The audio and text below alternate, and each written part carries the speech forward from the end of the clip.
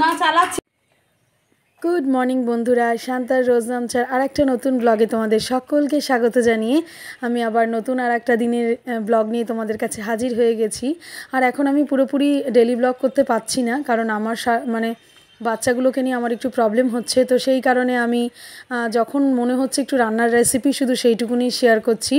তো এটা নিতান্তই আমার শখে, তাই আমি যতটা পারি ততটাই করছি।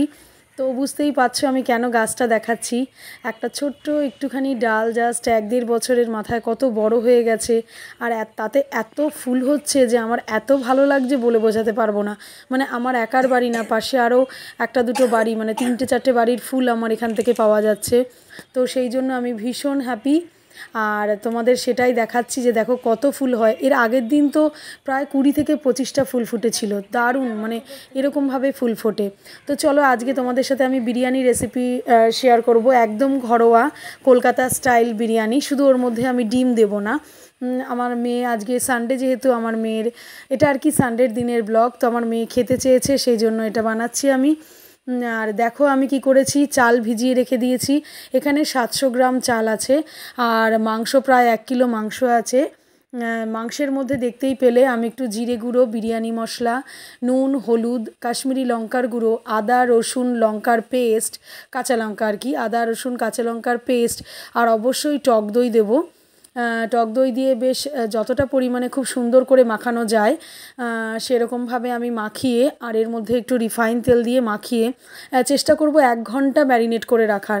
যদি টাইম না থাকে আমি ম্যারিনেট করি না, কিন্তু আজকে যেহেতু সকালবেলা আমি টিফিন মা করছে রুটি তরকারি, তো আমি এটা একটুখানি ম্যারিনেট করে রেখে দেবো। আজকে আমি গাছের পেছনে একটু টাইম দেবো সেই কারণে। তো দেখতেই পেলে জাস্ট যেরকম মাংসের মশলা দেয় পেঁয়াজ বাদে এখানে সব কিছুই দিয়ে, আর একটু গোলাপ জল, কেওড়া জলও তোমরা দিয়ে অবশ্যই ম্যারিনেট করতে পারো। চালটাও 1 ঘন্টা ভিজবে, মাংসটাও যত ম্যারিনেট হবে তত সফট হয় ভেতর দিক দিয়ে। যাই হোক, তো এটা মাখিয়ে আমি 1 ঘন্টা রাখবো। চলো 1 ঘন্টা পর আবার ফিরে আসছি।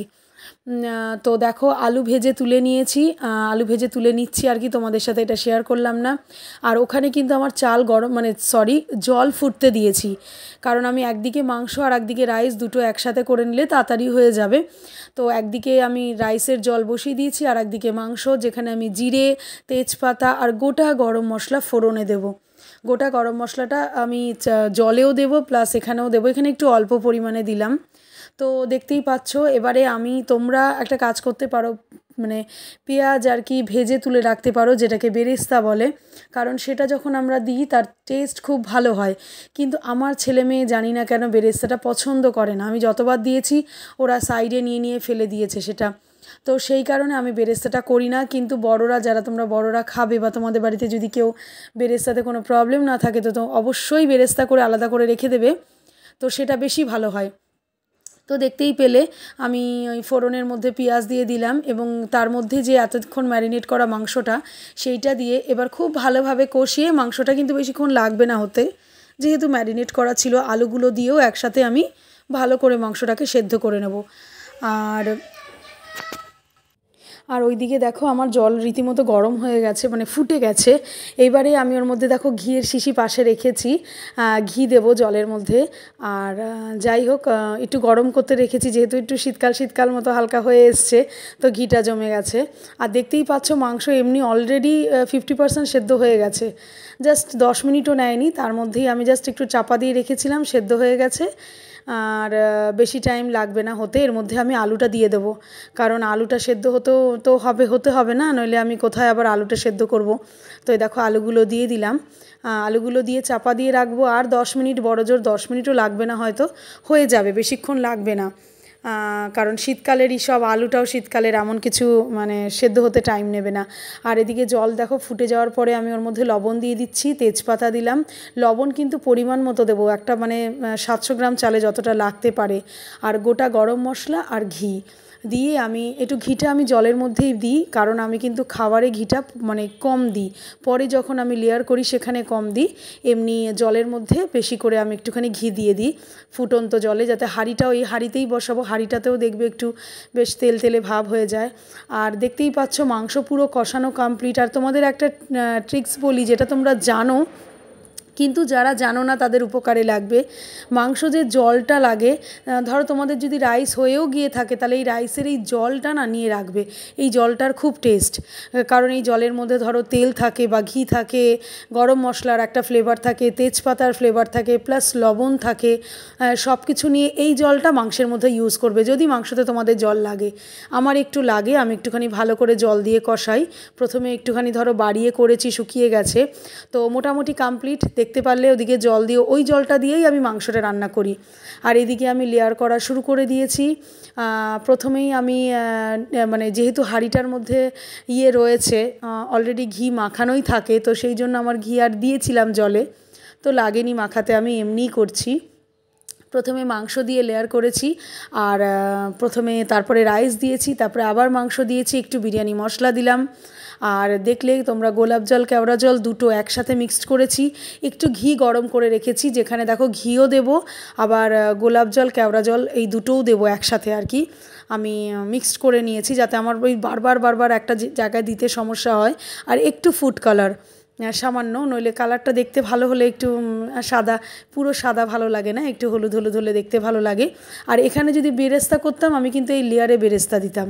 এই যে দেখতে পাচ্ছ এখানে ফুড কালার, গোলাপ জল, কেওড়া জল এগুলো আছে, একসাথে আমি মিক্সড করে রেখে চামচে করে অল্প অল্প দিচ্ছি কিন্তু, আর মাংসগুলো দিয়ে দিচ্ছি।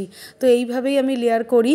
আর বিরিয়ানি মশলাটা রান্নার সময়ই আমি একটু বেশি করে দিই, আর এমনি হাঁড়িতে কমই দিই যাতে ফ্লেভারটা অত না আসে মশলার বেশি। যা বেশিরভাগ আমার রান্নার সময়ই যা মশলা দেওয়া হয়ে যায়। তো বেরেস্তা হলে এখন খুব ভালো হতো, ওপর দিয়ে বেরেস্তা ছড়িয়ে দিতাম, আর এখান দিয়ে ওপর দিয়ে একটু ঘি দিয়ে দিয়েছিলাম। আর আমার হ্যাঁ, লাস্ট যেটুকুনি ছিল গোলাপ জল সেটাও দিয়ে দিলাম, আর মিঠা আতর। এই সবকটা আমার ফ্রিজে বরাবর থাকে 12 মাস। মিঠা আতর, গোলাপ জল, কেওড়া জল, আর আমি এমনি নর্মাল দোকান থেকেই বিরিয়ানি মশলা নিয়ে আসি। আমি বানিয়েছি, আমার অত মানে ঠিক অ্যাকচুয়ালি বাচ্চা নিয়ে পেরে উঠি না, টাইম নেই। আর এই বিরিয়ানি মশলা দিয়ে আমার খুব ভালো কাজ চলে যায়, আমার অন্য কিচ্ছু লাগে না।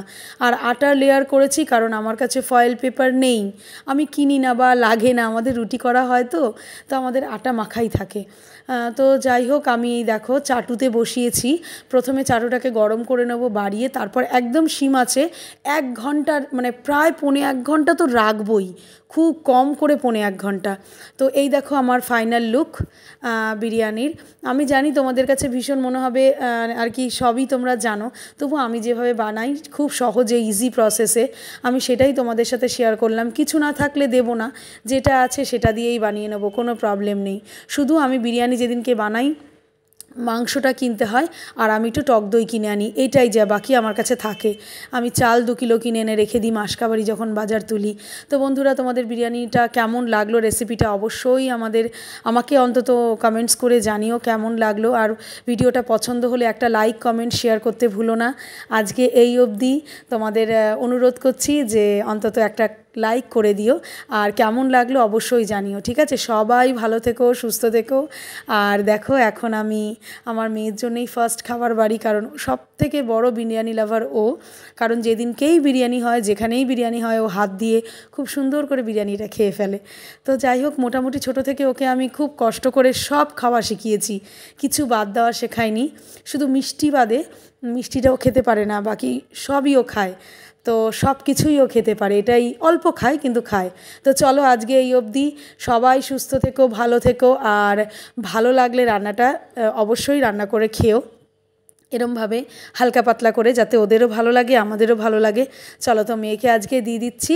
আজকে এই অবধি, টাটা।